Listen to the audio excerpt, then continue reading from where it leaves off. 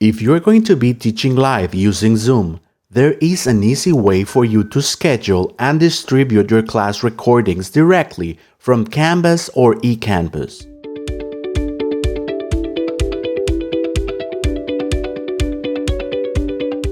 This is Jerry from eSale.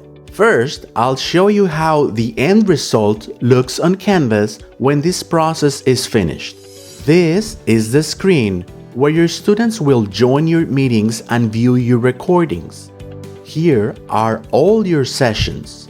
This can be set up to be recurring and automatically recorded.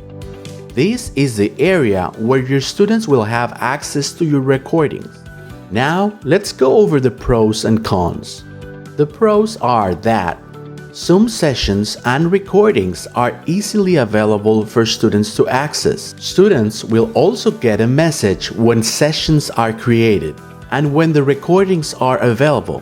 Now, let's talk about the cons. Using this method does not allow you to select which recordings you share and which ones you don't share. Every session will be available unless you edit or delete it. Another con about this method is that it does not let you select which recordings you want to share with each class section in case your course is a merged one. However, you can mitigate this issue by naming each recurring Zoom session according with your class section, but you can't prevent students from other sections from accessing.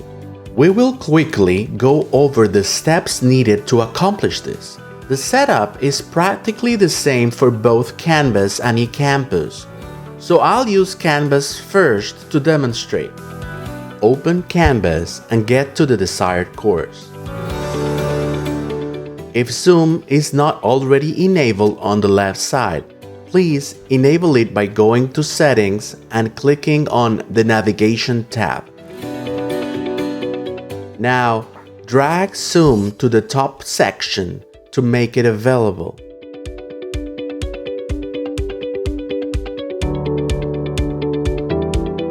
Remember to save using the button below before you move anywhere else. Next, click on the Zoom link on the navigation menu. This will connect your course with your Zoom profile. Here, start by clicking at the top right corner where there is a big blue button that reads Schedule a new meeting.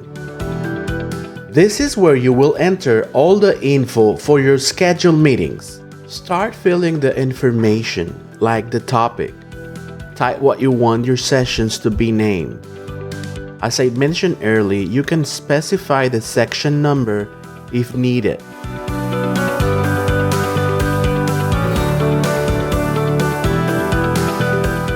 If you set a meeting to be recurring, you can add the details of the recurrence in the next area.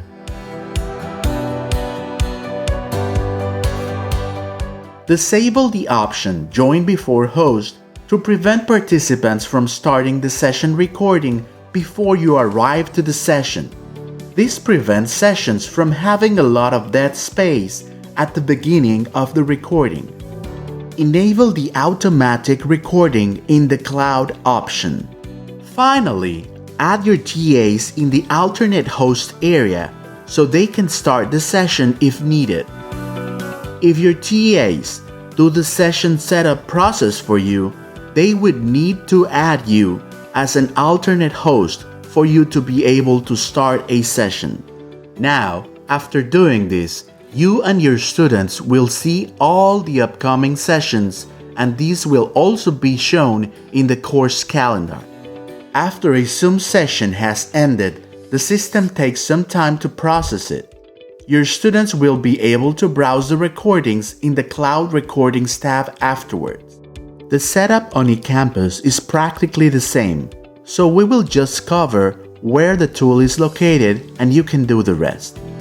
Open the desired course on eCampus and click on the plus sign on the top of the left menu. Select Add Tool Link and name the tool. From the drop-down below, select Zoom Meeting. Check the box and make this tool available to users. Submit. Now, on the left menu, you and your students will see a new link that will get them to the Zoom LTI. Click on it and set it up. The setup will be the same as it was on Canvas. That's it. Now, your students will be able to join Zoom sessions and watch recordings, all from either Canvas or eCampus. Please let us know if you have any questions or feedback about this video at engrlearntech@tamu.edu. Thanks for watching.